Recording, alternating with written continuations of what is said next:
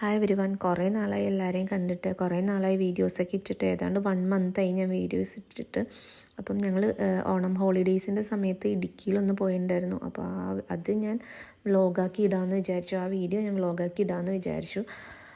ഇടുക്കിയിൽ ഞങ്ങൾ ടൂർ പോയതല്ല, ബ്രദറിൻ്റെ വൈഫ് ഹൗസ് അവിടെയാണ്. അപ്പോൾ അവിടേക്കായിട്ട് പോയതാണ്.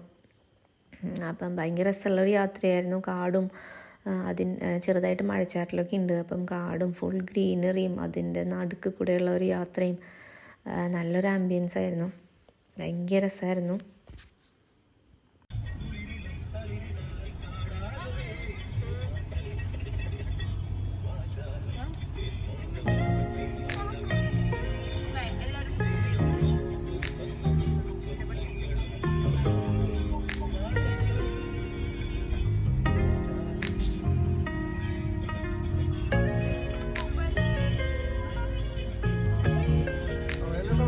നമ്മൾ രാവിലെ അവിടെ നിന്ന് പോന്നു, ഉച്ചയോടുകൂടി ഇവിടെ എത്തി. ഇതിൻ്റെ മേലിലായിട്ടാണ്, ഇതൊരു കയറ്റാണ്. ഈ കയറ്റത്തിൻ്റെ മേലിലായിട്ട് നമ്മൾ താമസിക്കുന്ന വീടുള്ളത്.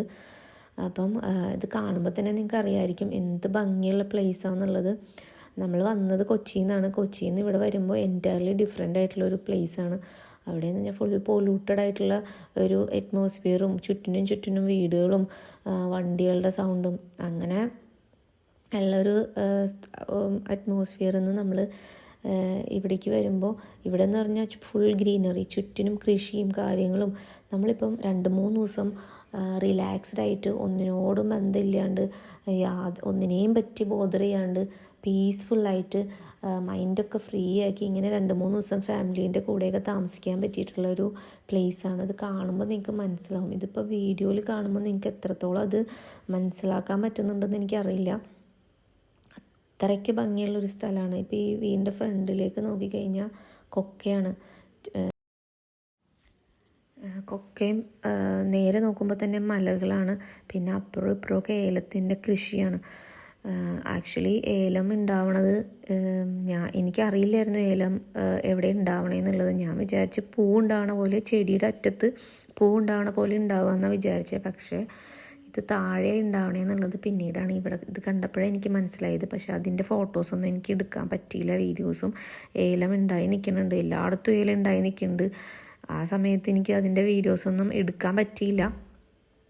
പിന്നെ നോക്കി എന്ത് രസമാണെന്ന് നോക്കി, ഇവിടേക്കൊക്കെ നോക്കും ആ വ്യൂ എന്ത് രസമുള്ള വ്യൂ ആണെന്ന് നോക്കി. അത് വൈകിട്ടാകുമ്പോഴേക്കും കോടയും കൂടെ വന്നു കഴിഞ്ഞാൽ ഭയങ്കര രസമാണ് ശരിക്കും ഇവിടേക്ക് ഇരിക്കാനായിട്ട്.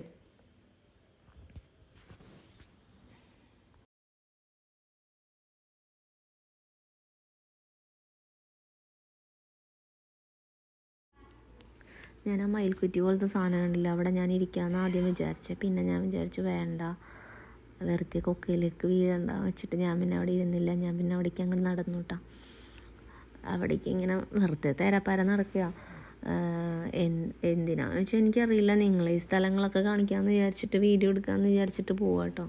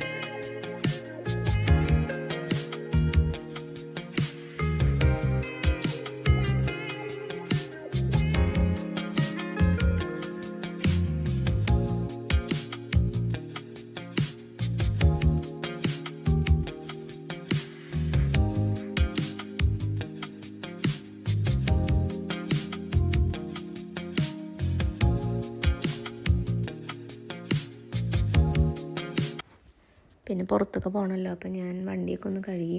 ഇവർ രണ്ടാളും ഇതുമേന്ന് വന്നപ്പോൾ തൊട്ട് ഇറങ്ങിയിട്ടില്ല. ഈ ഊഞ്ഞാലിൽ തന്നെയാണ് വന്നപ്പോൾ തൊട്ട് അതിൽ ഒട്ടിച്ച് വെച്ചിരിക്കുന്ന പോലെ ഇവർ രണ്ടാളും അവിടെ തന്നെ ഇരിക്കുകയാണ്.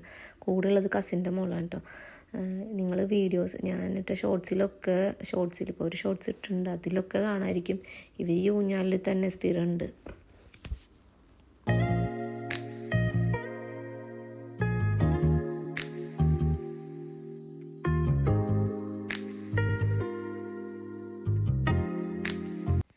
കഴിഞ്ഞിട്ട് പിന്നെ ഞങ്ങൾ രാമക്കൽമേട് പോയി. അവിടെ അടുത്ത് തന്നെയാണ് രാമക്കൽമേട്. ഭയങ്കര കാറ്റാട്ടോ, അതായത് നോക്കി ഒരു രക്ഷയില്ലാത്ത കാറ്റാണ്. പക്ഷേ എന്നാൽ പോലും എനിക്ക് ഭയങ്കര ഇഷ്ടപ്പെട്ടു ആ സ്ഥലം.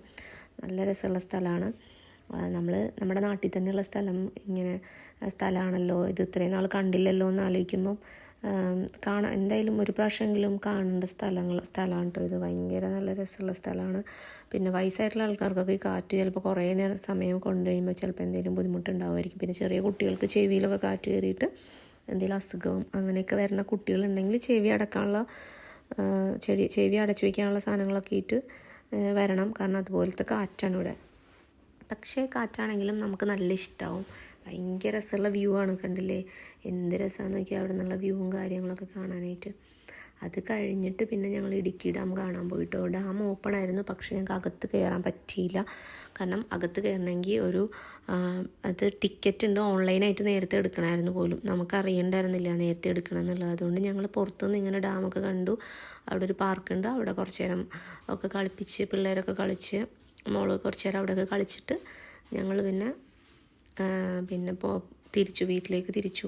പിന്നെ ഉച്ചയ്ക്ക് പുറത്തുനിന്ന് ഫുഡ് കഴിച്ചു, വൈകിട്ട് രാത്രി പുറത്തുനിന്ന് ഫുഡ് കഴിച്ചു. പിന്നെ രാത്രി അന്ന് രാത്രി തന്നെ ഞങ്ങൾ വീട്ടിലേക്ക് എത്തി. അപ്പോൾ ഇടുക്കിനോട് ബൈ ബൈ പറഞ്ഞ് ഞങ്ങൾ പോരാണ്.